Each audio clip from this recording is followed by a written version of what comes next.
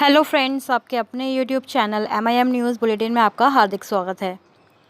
बिहार विद्यालय परीक्षा समिति पटना ने जब माध्यमिक शिक्षक पात्रता परीक्षा यानी कि STET 2019 एवं शारीरिक शिक्षा एवं स्वास्थ्य अनुदेशक योग्यता परीक्षा के लिए जो विज्ञापन जारी किया था यानी कि जो नोटिफिकेशन अधिसूचना जारी की थी, तब उन्होंने यह नहीं सोचा होगा कि क्या वह नोटिफिकेशन यानी विज्ञापन के अनुसार ही सारी जो क्रियाएं हैं, सारी जो एक्टिविटीज़ हैं STET मामले में वह पूरी कर पाएंगे या नहीं।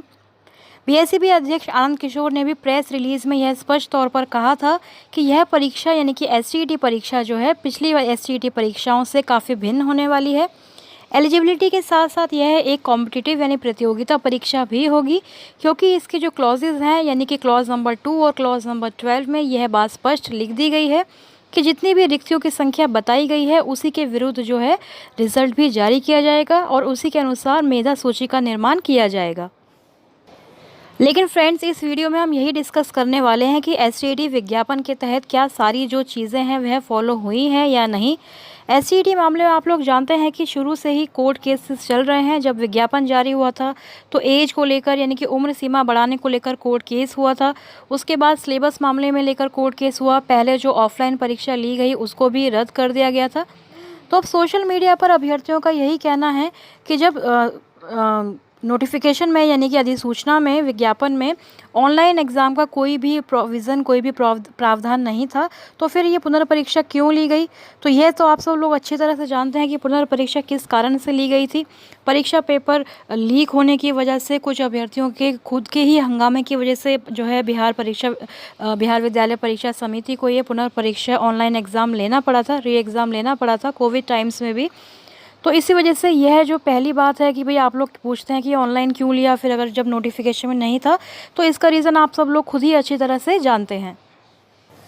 तो क्या विज्ञापन को फॉलो हो रहा है, जो नोटिफिकेशन था उसका पूरी तरह से पालन किया जा रहा है या नहीं। क्योंकि पहले ही आप लोग जानते हैं कि जो परिणाम जारी हुआ था 12 मार्च को 2021 को STET का, तो उसमें अगर यह सारी चीज़ें होती यानी कि जब बोला गया था नोटिफिकेशन में कि जितनी भी रिक्तियां हैं उसी के अनुसार मेधा सूची का निर्माण किया जाएगा, तो फिर रिज़ल्ट जारी करने में बिहार बोर्ड ने, बिहार विद्यालय परीक्षा समिति ने यह गलती क्यों की। उन अभ्यर्थियों को उन्होंने क्वालिफाई क्यों घोषित किया जो मेधा सूची में शामिल नहीं हुए थे। तो यह सरकार की नहीं, इसको हम बिहार विद्यालय परीक्षा समिति की, बिहार बोर्ड की गलती बताएंगे कि उन्होंने जितनी सीटों की संख्या थी उन्हीं अभ्यर्थियों को मेरिट लिस्ट में शामिल करते हुए रिज़ल्ट जारी करना था। लेकिन उन्होंने क्या किया कि 12 मार्च को बहुत सारे अभ्यर्थियों को क्वालिफाई कर दिया जिन्होंने भी 45 या 50% से ज़्यादा मार्क्स लाए थे। तो इसी वजह से सारी गड़बड़ी जो है स्टार्ट हो गई। मेरिट और नॉट इन मेरिट का जो झगड़ा था वह शुरू हो गया। तो नोटिफिकेशन के अनुसार ये 12 मार्च को सीट से ज़्यादा अभ्यर्थियों को क्वालिफाई नहीं करते, केवल जितनी सीट थी उतने ही अभ्यर्थियों को मेरिट लिस्ट में शामिल करते, तो कभी भी मेरिट और नॉट इन मेरिट की लड़ाई स्टार्ट ही नहीं होती और अब तक शायद 7वें चरण की बहाली जो है स्टार्ट हो चुकी होती, या नहीं तो हमें कम से कम STET सर्टिफिकेट तो प्राप्त हो ही चुके होते। NCTE का हवाला जो बार बार दिया जाता है यह भी आपको स्पष्ट कर दें, MIM न्यूज़ बुलेटिन के माध्यम से पहले भी आपको यह जानकारी दी गई है कि NCTE जो है केवल 1 to 5 और 6 to 8 के लिए प्रावधान बनाती है टीचर्स की नियुक्ति के लिए। NCTE के पास सेकेंडरी TET या फिर सीनियर सेकेंडरी TET का कोई भी प्रोविज़न नहीं है। और अगर RTI के माध्यम से आप NCTE से यह पूछेंगे भी तो यही जवाब आता है कि जो न्यू एजुकेशन पॉलिसी है उसके तहत उसको पढ़ा जाए, उसी के तहत जो है सेकेंडरी और सीनियर सेकेंडरी टीचर्स की बहाली की जाए।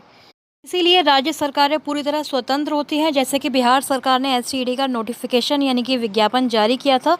क्योंकि 9 to 12 के लिए यह परीक्षा ली गई थी। पेपर 1 आप लोग अच्छी तरह से वाकिफ़ है कि 9 और 10 में आप टीचर बनते हैं हाई स्कूल में, और अगर पेपर 2 में आप क्वालिफाइड हैं तो आप 11-12 के शिक्षक बनने के पात्र होते हैं। तो उसी हिसाब से राज्य सरकार, बिहार सरकार ने अपना जो ये अधिसूचना है, नोटिफिकेशन जारी करते हुए ये सारी चीज़ें जो हैं क्लॉजेस ऐड किए थे नोटिफिकेशन में, लेकिन उसका कहीं से भी पालन होता हुआ नहीं दिख रहा है। बिहार के अन्य शिक्षक बहाली की तरफ खबरों की तरफ चलेंगे, लेकिन उससे पहले आपको बता दें कि आज शाम 4:30 बजे से बिहार कैबिनेट की बैठक भी है, तो उसमें कुछ अहम प्रस्तावों पर मोहर लग सकती है। वहाँ भी अभ्यर्थियों के सोशल मीडिया पर लगातार यही मांग चल रही है कि छठे चरण के जो चयनित शिक्षक अभ्यर्थी हैं उनके पक्ष में नियुक्ति पत्र को लेकर कोई नया फैसला, कोई बड़ा फैसला पॉसिबल है। क्योंकि 1-2 दिन पहले हमने देखा था 21 नवंबर 2021 को करीब 5-6 लाख अभ्यर्थियों ने सोशल मीडिया पर ट्विटर कैंपेन चलाया था, तो उसका कोई ना कोई अहम जो डिसीज़न है गवर्नमेंट ने अभी तक तो नहीं लिया है, लेकिन उम्मीद है कि आज शायद 4:30 बजे जो मीटिंग होगी कैबिनेट की, उसमें किसी प्रस्ताव पर मोहर लग सकती है। प्राथमिक शिक्षा निदेशक अमरेंद्र प्रसाद सिंह की बात करें तो उनका भी एक जो लेटर है शिक्षा विभाग बिहार सरकार का, वह जारी हुआ है। सभी जिलों के शिक्षा पदाधिकारियों को यह पत्र लिखा गया है, जिसका विषय है कि राज्य में वैसे 2 या 2 से अधिक विद्यालय जो एक ही विद्यालय के भवन में संचालित हैं, उन्हें एक विद्यालय में सामंजित कर अतिरिक्त शिक्षकों को अन्यत्र स्थानांतरित किए जाने के संबंध में। तो यानी कि टीचर्स अगर कहीं ज़्यादा हैं किसी विद्यालय में, और जैसे कि आप लोग जानते हैं कि बिहार सरकार ने नए नए विद्यालय तो खोले हैं, लेकिन शिक्षकों की भारी कमी है। तो अब विद्यालय जो खोल तो दिए गए हैं, लेकिन शिक्षक नहीं है, तो उनको मर्ज किया जा रहा है, और जो एक्स्ट्रा टीचर होंगे, फिर जो टीचर शेष रह जाएंगे, उनको दूसरे विद्यालयों में ट्रांसफ़र किए जाने से संबंधित ये जो लेटर है प्राथमिक शिक्षा निदेशक अमरेंद्र प्रसाद सिंह का, वह जारी हुआ है।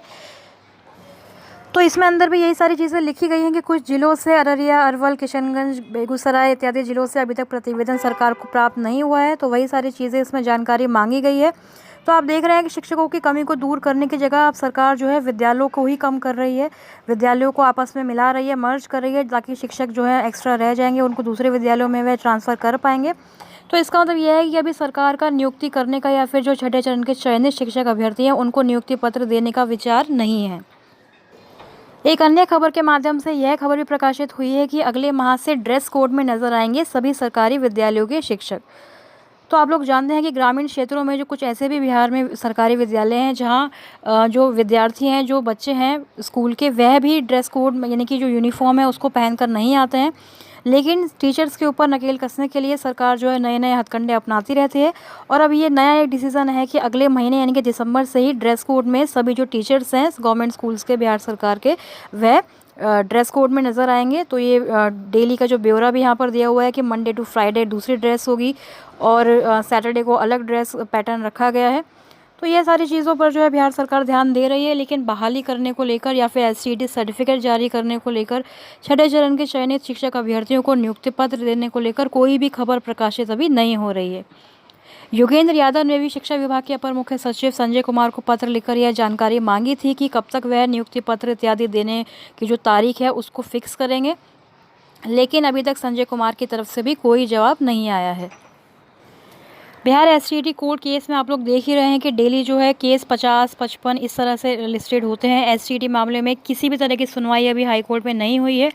लेकिन अलग अलग लोगों ने अपने जजमेंट जो है निकालने शुरू कर दिए हैं। कोर्ट में फैसला आए उससे पहले जो है सभी सोशल मीडिया पर अपने अपने फैसले सुनाने में लगे हुए हैं,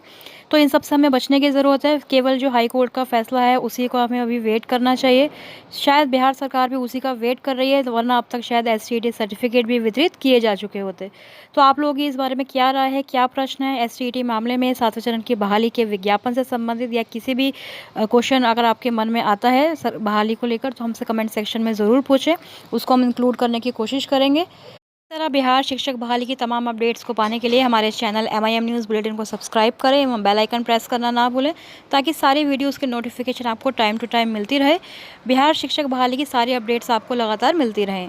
थैंक यू फॉर वॉचिंग।